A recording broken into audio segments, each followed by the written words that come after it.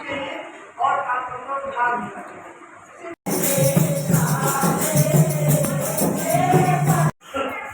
वैसे तो हम जूना अखाड़े से हैं, लेकिन आप सबके ये जन कल्याण कह सकते हैं, सबके कल्याण के लिए सिद्ध महाबली अखाड़ा में अलग से बनाना पड़ा, क्योंकि हम जूना अखाड़ा में रह के ये सेवाएं नहीं कर सकते। हमारा अलग सिस्टम चलता है। इस साधनाओं के दौरान में गुरु महाराज से और महादेव से प्रार्थना की कि कुछ ऐसा रास्ता निकले जिससे समाज में जो सबसे बड़ी एक समस्या है, उस समस्या का कोई समाधान ऐसा निकले जो सरल भी हो और सब उसको कर पाए। तो ये सब्जेक्ट मेरा नहीं है, ये महादेव जी के द्वारा दिया हुआ एक आशीर्वाद है, उन्हीं का ज्ञान है और उन्हीं के ज्ञान के आधार पर ये सब हो रहा है कि हर परिवार जिसको जहाँ जरूरत पड़े उसको उस जरूरत पे अगर समाधान मिल जाए। क्या करता है कि कैसे भी करके रोजगार चलाने की कोशिश करता है, दाल रोटी चला लेता है, लेकिन पैसा नहीं जोड़ पाता है। जब पैसा इकट्ठा पैसा जब जरूरत पड़ती है तो आम परिवार क्या करेगा, कहीं ना कहीं से कर्जा उठाएगा, कोई ना कोई चीज गिरवी रखेगा, और जब वो पैसा लेगा वो भी इंटरेस्ट पे मिलता है और वो इंटरेस्ट एक परिवार नहीं पूरा कर पाता है तो दबा रहता है। या जिस घर में बच्चे, सभी के परिवार हैं, बच्चे जैसे जैसे बड़े होते हैं उसी तरह से टेंशन भी बड़ी होने लग जाती है। कैसे पढ़ाई करवाई जाएगी, कैसे बच्चे को शादी करेंगे, कैसे बच्चों का कैरियर बनेगा, अगर आ रही कौन करेगा। सरकार अपने हिसाब से चलती है, वो सरकार है, वो अलग व्यवस्था है, वो अपने हिसाब से तुमको लगता है कुछ ना कुछ जनता के लिए व्यवस्थाएं देती हैं, वो भी पब्लिक को, परिवारों को मिल पाती है नहीं मिल पाती है इसकी कोई गारंटी नहीं। हर आम आदमी को उन सुविधाओं की जानकारी भी नहीं होती है जिससे वो आदमी उन सुविधाओं को ले सके। तो ये अखाड़ा परिवार की जो व्यवस्था है ये आपकी हमारी सबकी है। इसमें पूरे देश में हर स्टेट में आज अखाड़ा परिवार से लोग जुड़ने लग रहे हैं और एक बड़ी श्रृंखला बनती जा रही है जिसमें किसी को भी किसी भी तरह का प्रेशर नहीं है।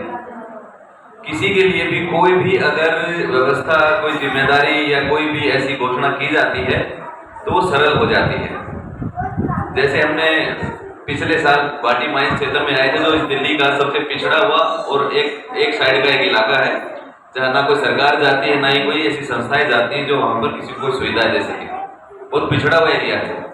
तो हमने वहाँ से शुरुआत की पिछले साल। कुछ लोग अखाड़े से जुड़े थे, उनमें से एक लड़के, एक जो परिवार था उसमें एक लड़के की शादी जब आई तो हमने उसको स्वीकार कर लिया और परिवार को ही उसकी जिम्मेदारी दी। तो जितने पिछले साल हमारे अखाड़ा परिवार से जो लोग जुड़े हुए थे उन सबने सहयोग किया और एक बहुत बढ़िया व्यवस्था बन के शादी हुई, सबने देखा। और आज पूरे देश में उसकी चर्चा भी है कि किस तरह से बगैर किसी से कर्जा लिए, बगैर किसी के आगे हाथ फैलाए, बगैर किसी के आगे झुके और हमने एक दूसरे का सहयोग करते हुए बिल्कुल छोटी छोटी आहुतियों से एक महायज्ञ कर दिया। कन्यादान महादान होता है, गोदान होता है, कुछ दान ऐसे होते हैं जो आदमी को करने चाहिए जिससे उसके ऊपर का बहुत बड़ा बोझ उतर जाता है, जीवन आसान हो जाता है।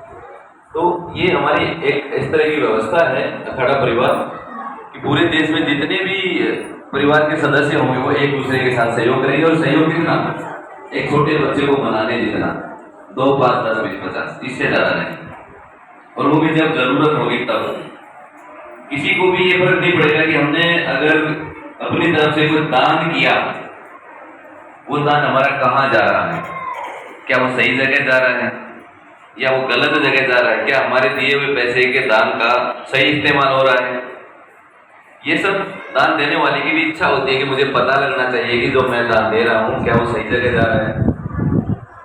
जैसे पब्लिक में लोग घूमते हैं, मांगने वाले घूमते हैं, शाम तक पैसा इकट्ठा करते हैं, फिर अपना नशा भी करते हैं। दान देना एक आदमी का सामर्थ्य होता है कि वो कुछ दे रहा है। ये कुदरत का नियम है कि कुछ दोगे तो कुछ आपको मिलेगा। किसी भी व्यवहार में आपको लेन देन जब आप करते हैं तो आप उसमें संतुष्ट होते हैं तो आपका मन अच्छा हो जाता है।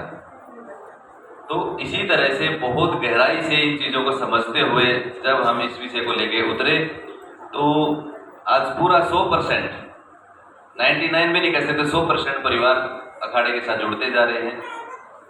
हम 2 दिन से यमुनानगर थे, वहाँ पर बहुत सारा क्षेत्र जुड़ा है, जुड़ता जा रहा है और लगातार हमारे पास समय बहुत कम होता है क्योंकि जगह जगह मीटिंग आने जो रही है, हमें जाना पड़ता है। यहाँ भी इसलिए है कि यहाँ ये क्षेत्र जो है आपका आनंद पर्वत क्षेत्र है, ये बहुत बड़ा उन लोगों का है जो मध्यम और मध्यम से नीचे के परिवार हैं, जिनको हमेशा ज़रूरतें बनी रहती हैं और इनकी ज़रूरत पे 5% भी कोई सेवा करने वाला, मदद करने वाला, सहयोग करने वाला यहाँ भी कोई नहीं है। ऐसे दिल्ली में बहुत सारे क्षेत्र हैं। आप लोग जब ज़रूरत पड़ती है तो हमेशा एक ही टेंशन रहती है कि पैसा कहाँ से लेके आया जाए, या बच्चे पढ़ते पढ़ते आगे बढ़ते हैं, हाई एजुकेशन की तरफ जाते हैं, तो उनको भी ये टेंशन होती है परिवारों को कि इनको कैसे आगे बढ़ाया जाए, पैसा तो नहीं है, घर चलाएं या बच्चों को पढ़ाएं। तो इन सब चीज़ों के लिए अखाड़े में जो सुविधाएं हैं वो बिल्कुल आसान है, उनके लिए अलग पैसा नहीं देना है।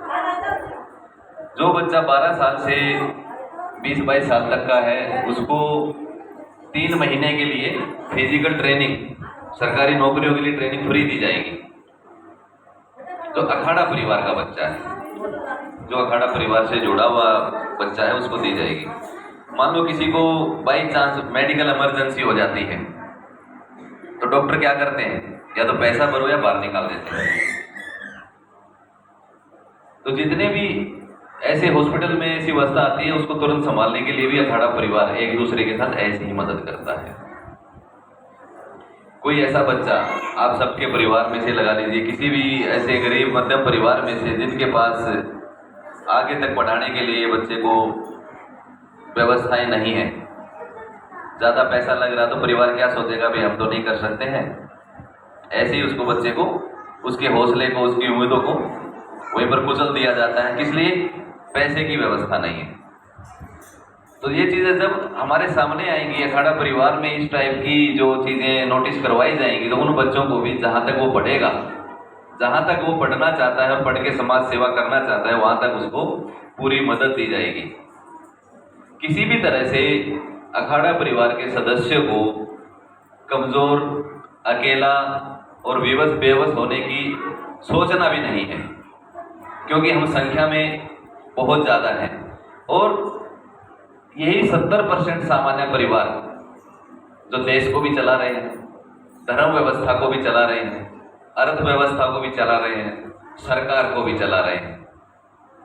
आप सबकी वजह से ही ये सब चल रहा है। अगर यही देश का 70% लोभी अगर उन लोगों को साथ देना बंद कर दे तो सेठ लोग भूखे मर जाएंगे, सरकारें हिल जाएंगी, बहुत बड़ा सिस्टम उलट पुलट हो जाएगा। तो आप लोगों में वो ताकत है कि अगर आप एकजुटता के साथ अगर आप अपने बारे में सोचने लगेंगे और अपनी एक व्यवस्था बनाने के लिए सोचेंगे, उस व्यवस्था को चलाने के लिए आप तैयार हो जाएंगे, एक परिवार को मजबूत बना लेंगे, तो कोई भी समस्या ऐसी नहीं है जिसका निवारण ना हो सके। छत्तीसगढ़ में, महाराष्ट्र में भी शुरू हो गया है, पंजाब में भी चल रहा है। तो हम संख्या में इतने हो जाएंगे कि जब कभी किसी की एक आदमी की जरूरत होगी तो लाखों करोड़ों परिवार एक झटके में उसको समस्या को निपटा लेंगे। एक 2-5 रुपया जब इकट्ठा होता है और किसी को दिया जाता है, उसको तो सपने में भी नहीं कैसे हो गया। अब उस बिटिया को 5 लाख रुपया जो सामान दिया गया, उनके तो सपने में भी नहीं था। वो 1.5 लाख 1 लाख रुपया कर्जा मांगता हुआ फिर रहा था लोगों से, कहीं से मिल जाए तो बिटिया को शादी करें। दूसरा, जो सामूहिक विवाह होते हैं हम उन पे आपत्ति जताते हैं। देखो, हर आदमी को स्वाभिमान से, सम्मान से जीने का अधिकार है, वो उसका अपना अधिकार है। लेकिन जब वो किसी भी तरह से फाइनेंशियल लेवल पे कमज़ोर हो जाता है तो उसको ये देखना पड़ता है कि अब मैं क्या करूं। तो कहीं सामूहिक विवाह में ऐसी कोई समाचार आता है तो ऐसे परिवारों को वो कहो मेरी बिटिया की भी आप शादी करवा दो। ये सबसे बड़ी दुख की बात है। सारी उम्र वो बिटिया, वो बच्ची उस परिवार में जहाँ शादी की जाती है उसमें कभी भी सर उठा के नहीं जी पाएगी, और वो उस बिटिया का पिता सारी उम्र ये झुका रहेगा, शर्मिंदा रहेगा कि मैं अपनी बेटी का कन्यादान अपने दरवाजे पे नहीं कर पाया। ये बहुत बड़ा दुख है एक परिवार के ऊपर। और हम इस दुख को भी खत्म करके एक ही बात कहते हैं, जो बिटिया जिस घर दरवाजे में है उस घर दरवाजे को फलता फूलता छोड़ के उस दरवाजे से उसकी डोली उठे और वहां से वो उसका परिवार भी, समाज में भी और अपने रिश्तेदारी में भी शान से रहे और अपने सम्मान स्वाभिमान को बनाए रखे। तो इस तरह से हमने बहुत गहराई से ये सब सोचा है कि समाज में रहने के लिए बहुत सारी चीज़ें होती हैं। आदमी का स्वाभिमान भी होता है, उसका सम्मान भी अपना बहुत बड़ा होता है, उसकी इज्जत भी अपनी जगह एक वैल्यू करती है। तो सब बनी रहे और सभी एक दूसरे का साथ सहयोग देते हुए इस संतुलन को बनाए रखें। कहीं से भी कोई चीज़ कमज़ोर होती है। आज देखो, आप आनंद पर्वत में, आपको छोटा सा उदाहरण देता हूँ।